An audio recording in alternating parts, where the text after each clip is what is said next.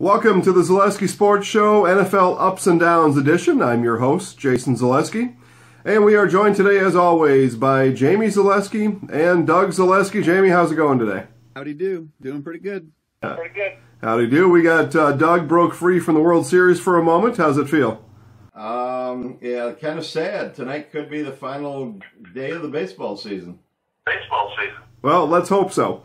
All right, well, we will march forward with our NFL ups and downs. The format, we each give an NFL up and an NFL down. We take a quick moment to respond to each other's up and down. And with that being said, we will start down in Fishers, Indiana with Jamie, your NFL up.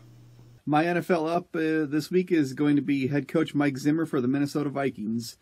When he took that job, it was Adrian Peterson, Teddy Bridgewater. Peterson's gone, Bridgewater's gone, he brought in Bradford, he's gone, and he's got limited offensive weapons, and they are 6-2, and they're playing pretty good ball right now. All right, your NFL down. So on the opposite end of that, my down is going to be head coach Chuck Pagano for the Indianapolis Colts. After 2015, he should have been fired, but he walked out of a meeting with an extension somehow. He bamboozled Ryan Grigson and Jim Irsay into that. After 2016, he should have been fired, and he's still the head coach there. And their only two wins this year are against the Cleveland Browns and the San Francisco 49ers, who combined have 0 wins. Wow. All right, Doug, the Vikings lead the North, and your Colts are in disarray. Well, the Vikings are built on defense. They're a defense-first football team. Their offense just kind of comes along with the defense, so they are leading the North. Good for them. As far as Chuck Pagano, that meeting that Jamie referenced in 2015, Chuck Pagano and Ryan Grigson did not get along. They sat down with Jim Irsay, and they said, Jim, we can work together. Just give us another chance. Jim Irsay bought it. So they both received new 4-year contracts. Grigson was out after 1 year, and now Pagano is going to be out this year after 2 years. All right. Well, we'll await that announcement. We'll see if it takes to the end of the season or if they relieve him of his duties any sooner. I agree. Colts, again, a disappointing year. No real hope for Andrew Luck to come back this year, perhaps. I'm not sure what use that would do for him and his injury history. Yeah, clearly they're not as good a football team without him if he's healthy, but obviously not healthy, and they're just playing with a patchwork lineup all over the place, really. And as far as Jamie's up with the Vikings, I had the pleasure of interviewing Mike Zimmer during Vikings training camp earlier this year, and I had asked him what could Viking fans see on the practice field that would show that they have any hope of catching the Green Bay Packers in the NFC North, and he quickly reminded me and the rest of the press corps that the Vikings have had the best defense now 3 years running, and he was going to rely on that, and it looks like that has ruled the day. Certainly helps the Vikings with Aaron Rodgers looking like he won't be returning this season. All right, Doug, we will go to your NFL up. NFL up this week goes to the Chicago Bears medical staff. Tight end Zach Miller suffered almost a career-threatening injury while scoring a touchdown. He ruptured an artery in a leg. He was in an operating room in New Orleans 15 minutes after he'd left the stadium. They saved his leg, so kudos to that Bears medical staff who identified that issue immediately on the field, and, of course, the doctors at the hospital for that quick surgery. And your NFL down. Week is the woeful Cleveland Browns. And not only are they 0-8 and totally without hope at this point of winning a game, they tried to swing a big trade at the 4 o'clock trade deadline on Tuesday. They had agreed to a trade with the Cincinnati Bengals for backup quarterback A.J. McCarron. Both teams had to report the trade to the NFL office. The Bengals did. The Browns, in typical Brown fashion, missed the 4 p.m. deadline to report the trade, so the trade didn't go through. The Browns now stuck with Deshaun Kaiser for the rest of the season. Yeah, I will. I'll go first here on rebuttal. The Browns are my down, so I'll just go right now with that. The Browns have missed on opportunities with Dak Prescott, Carson Wentz, Deshaun Watson. The list goes on and on. They did draft Johnny Manziel, who hasn't been seen now in more than a year, at least not anywhere publicly. Kaiser is a long ways from being an NFL starting quarterback right now, and they seem to bungle many opportunities that they have. And the modern medical marvel continues. Teddy Bridgewater had a similar injury a year and a half ago.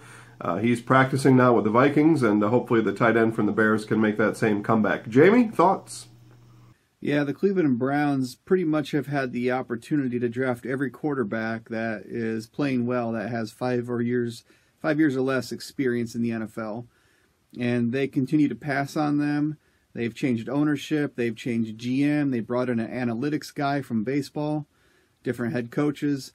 I don't know what it is. The whole organization just needs to be lit on fire and burned to the ground. And the up. I'll add one more thing on the Browns. The aforementioned Ryan Grigson, the general manager that the Colts fired a year ago, he's now an assistant GM with the Browns. So no surprise there that the Browns aren't getting any better. And as far as the up, I agree. Good for Zach Miller. They can save his leg. Obviously that's more important than football. So kudos to the medical staff there. Yeah, definitely. And, Browns have a nice stadium. That's maybe one of the only things going for them in this particular season.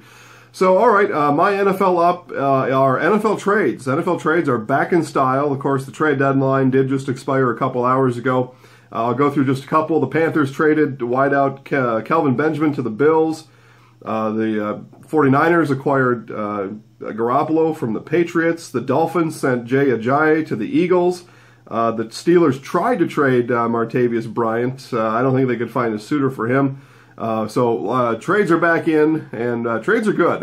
It brings some mid-season excitement, and teams do what they can to get better even midway through the season. It wasn't that long ago, before some recent changes in the salary cap, that trades were just basically unheard of. So fun times are when the trades happen for me. And then I mentioned the Cleveland Browns as my down. I'll just expand on that just a little bit. Remaining games, even though the Browns were up by 1 point at halftime out in England, they played at Twickenham Stadium. They scored 3 points in that second half. They now play the Lions, Jaguars, Bengals, who they've already lost to, Chargers, Packers, Ravens, who they've already lost to, Bears, Steelers, maybe the Bears. Their last best chance for a win is at Chicago, and it's on Christmas Eve. It'll be cold in Chicago that day, so I wouldn't count on that either. Jamie, we'll go back to you right away. Your thoughts? Well, the last 2 wins that Hugh Jackson has on his record both happened on Christmas Eve. His record is something like 2-28, and his 2 wins are both on Christmas Eve. That is some insider information. Yeah, and right now, for the people that like to wager a little bit, you can get the Browns at 10-1 odds to go winless this year. Boy, seems like easy money. All right, Jamie, you like trades in the NFL? Trades, it's always fun. Back to the NBA, there's a lot of trades at the NBA deadline. It makes it exciting, and I think it just mixes it up a little bit. I don't think the offenses and defenses are that hard to pick up on, so Jay Ajayi going to the Eagles should be pretty easy to fit in. Garoppolo, the 49ers, be playing within a week. So I'm happy for him. Happy for trades. Doug, your thoughts on the trade deadline? And in this sport, the deadline really means it's over, unlike in your sport where they keep trading all season long.